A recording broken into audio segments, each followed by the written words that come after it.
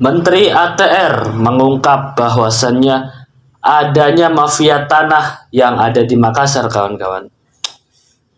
Mantan Wakil Presiden Yusuf Kala menjadi korban mafia tanah, kawan-kawan. Menteri ATR mengungkap adanya 2 sertifikat dalam satu objek, yang mana di sini adalah yang menjadi korban mantan wakil presiden, yaitu Yusuf Kala, kawan-kawan. Seluas tanah 16,4 hektar yang ada di Makassar. Dan di sini menjadi sengketa yang sangat lumayan memanas gitu ya kan. Kenapa memanas? Karena di sini yang menjadi korban adalah wakil presiden, mantan wakil presiden.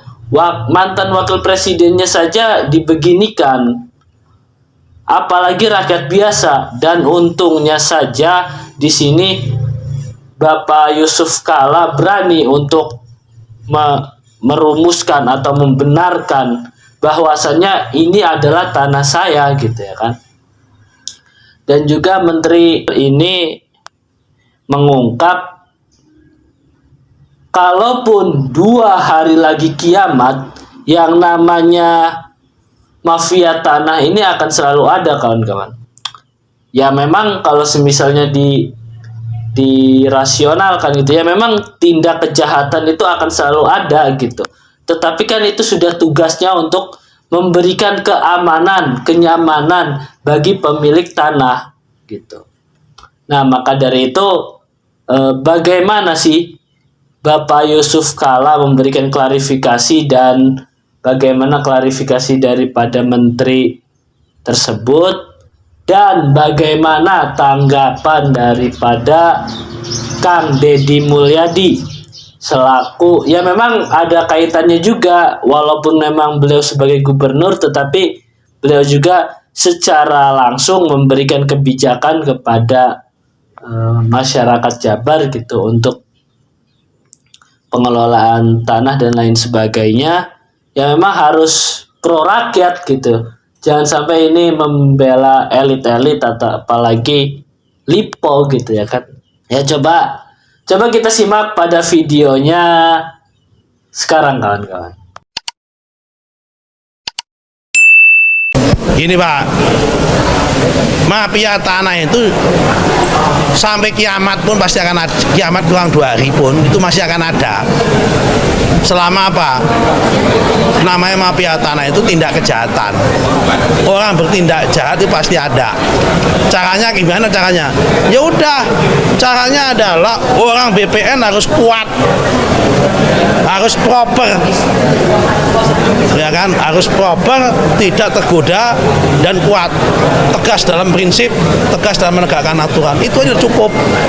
Kalau kita melarang orang berbuat jahat, semua orang ini ada potensi untuk berbuat jahat masalahnya. Yang penting kita yang sebagai regulator ini tidak mau diajak kong kali kong berbuat jahat, dia tidak mungkin bisa. Nah, termasuk kasusnya tanahnya Pak JK ini. Kalau ditanya siapa yang salah pada masa itu, yang salah ya orang BPN pada masa itu. Kenapa satu objek bisa terbit dua subjek? Berarti ada yang tidak proper di dalam kalangan internal kami di BPN. Lepas bagaimana prosesnya dia main dengan mafia dengan apa itu urusan orang luar ya. Tapi urusan kami di dalam ini ada yang nggak benar di dalam proses di internal BPN. Itu harus kami akui. Kenapa? Karena itu kami benahin sekarang supaya kayak gini-gini nggak terulang. Dan datang merekayasa segala macam. Sok-sokan. Punya tanah. Itu kesimpulannya. Sudah sertifikat, ada jual belinya 35 tahun lalu, saya sendiri yang beli.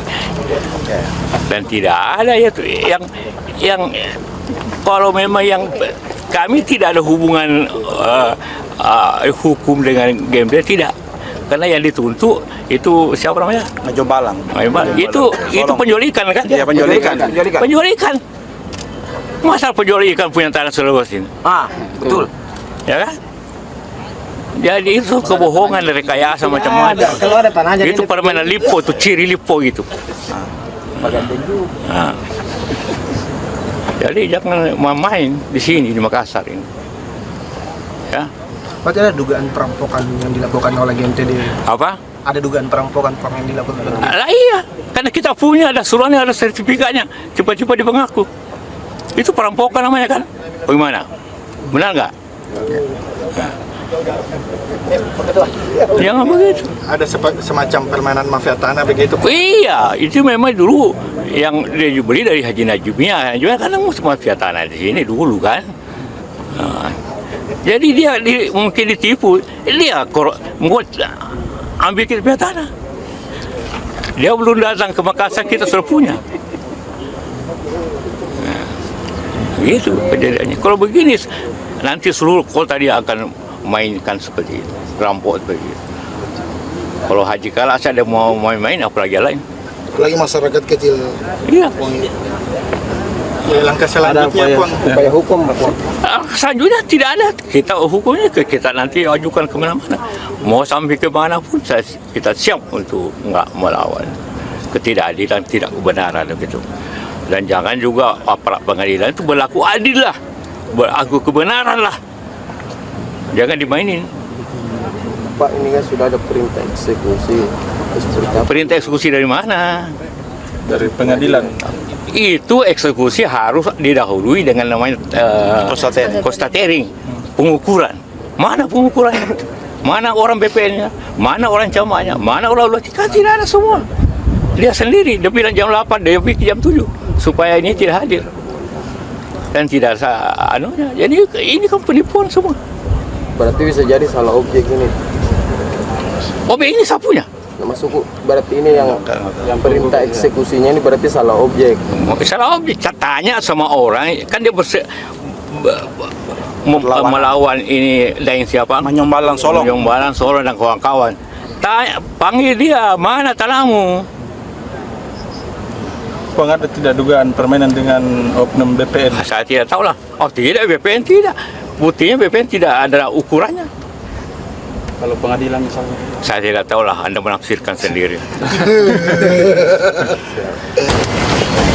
Ini kita punya sekarang. Ya, kita sementara lagi di sini Pak ada. Ini Waterfront City yang di belakangnya dia. Kemarin pun di sini dia bacakan eksekusinya di belakang sini. Jadi dia lewat belakang. Di belakang dia di sini. Dia konsentrasi juga di sini dia. Dari sini berbeda. Jadi secara keseluruhan kita punya. Ya, Ayo. kecimplen ini. Ayo. BSB. Apa? Oke, yang BSB. Kan kita nyambung sampai sana. Siapa? Kita punya tanah. Ini. Iya. Ini kan kita masuk ke samping.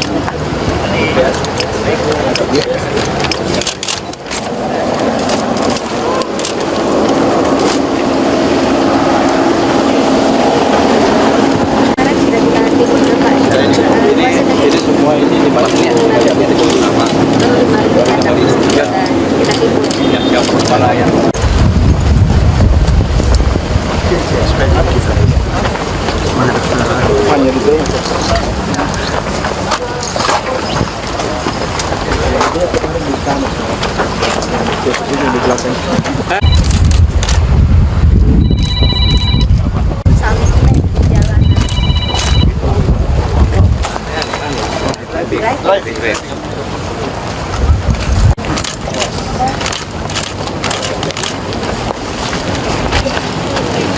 Ini cukup dalam. Mana kalian semua? Bye-bye. Alhamdulillah Pak.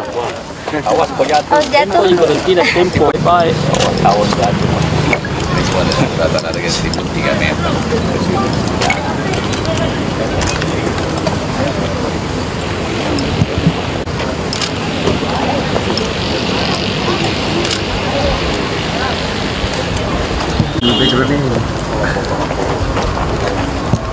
Oh. Ini karet Naba. Iya Pak. Ini Pak Dani. Biasa dampingi juga Api ini Pak. Ya, sama ya. Iya. Terima kasih banyak mempertahankan hak ini. Harta itu sahih. Siap.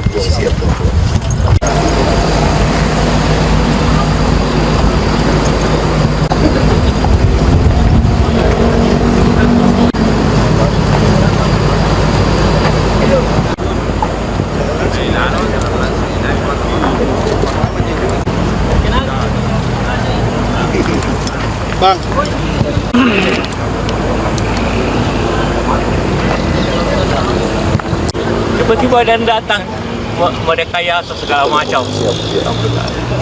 Sok-sokan, pendata lah. Yang begitu, tiba-tiba merampok. Sebelah tiga Pak Gosel yang pagar.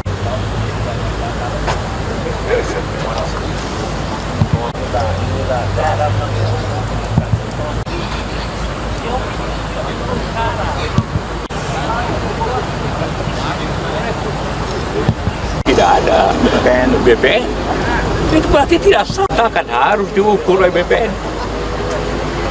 Itu pembohong. Jasa konstruksi juga mengeluh Pak, mereka Kenapa? kesulitan mendapat material karena penutupan tambang. Ya, Itu orang solusinya Parung gimana? Panjang juga mengeluh selama ini. Ya, kan? Solusi, ada Ya solusinya kan lagi kita rumuskan, rekomendasi dari tim teknis. Solusinya seperti apa, rumusannya seperti apa. Misalnya begini, mobil besar nggak boleh lewat di jalan kabupaten dan provinsi, langsung ke akses tol. Atau Pak Bupati berencana membebaskan lahan untuk tambang, kemudian nanti membangun jalan tambang. Solusinya banyak formulasinya. Nah, tetapi di balik itu bukan persoalan jalan tambangnya, tetapi pertambangan harus melahirkan nilai kemanusiaan. Saya nggak mau lagi nanti kuli lajur tanpa asuransi, yang tukang muat itu tanpa asuransi. Saya nggak mau lagi nanti ada orang yang meninggal di tambang itu tidak dapat asuransi kecelakaan kerja. Saya tidak mau lagi mereka diupah sangat rendah. Kenapa? Pertambangan ini melahirkan bahan baku yang murah. Bahan baku yang murah itu menjadi properti yang mahal. Apa yang terjadi? Satu daerah mengalami peningkatan ekonomi yang sangat tinggi, jadi bangunan indah, jadi hotel segala macam. Tapi daerah yang menjadi penghasil tambangnya mengalami kemiskinan. Jadi ini yang akan saya bangun adalah keadilan. Dari penutupan kuari itu kan berdampak ke terhambatnya pembangunan infrastruktur di daerah ini Pak. Sudah Pak, kan sudah ada MOU waktu di Depok. Sudah, kita sudah ada rumusannya Pak. Kan gitu, sudah ada waktu di Depok, sudah di MOU kan, dan sekarang proyek-proyek nasional udah mulai jalan lagi. Hari ini sudah sepakat dengan PJT-nya. PJT sudah saya minta untuk patok lahan. Lahan-lahan PJT di mana saja. Pemprov Jabar akan terus, nggak akan ada libur, nggak akan ada tahun baru. Akan kerukin sungai, mengembalikan fungsi-fungsi pada fungsinya. Dan mengembalikan tata kelola keindahan Jawa Barat yang memudar. Gitu loh. Tetapi kan fokusnya pengambil alihan lahan itu kan kebanyakan di wilayah Subang, Kerawang, Bekasi, dan Bogor. Di yang lain nggak begitu. Yang fokus di situ yang paling banyak. Dan Cirebon. Karena daerah aliran sungai itu kan kebanyakan Indramayu, Cirebon, Subang, Kerawang, ke Bogor. Yang daerah itu merupakan daerah sungai produktif yang bersumber dari Citarum.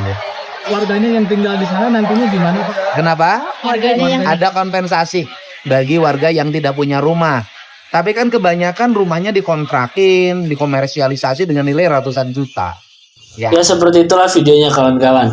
Untuk lebih jelasnya coba kawan-kawan kunjungi channel ini. Di beberapa video sebelumnya memang ada juga mengenai konten-konten sebelumnya yang merupakan menjadi permasalahan juga untuk masyarakat gitu kawan-kawan. Coba berikan komen dan tanggapannya di video ini. Coba berikan tanggapan untuk video ini dan bagaimana tanggapan kawan-kawan mengenai adanya mafia tanah ini kawan-kawan di Indonesia. Dan bagaimana cara pengentasannya gitu. Coba berikan pendapatnya di kolom komentar. Jangan lupa subscribe dan juga dukung akun ini untuk berkembang. Saya pamit undur diri. Mohon maaf dan terima kasih.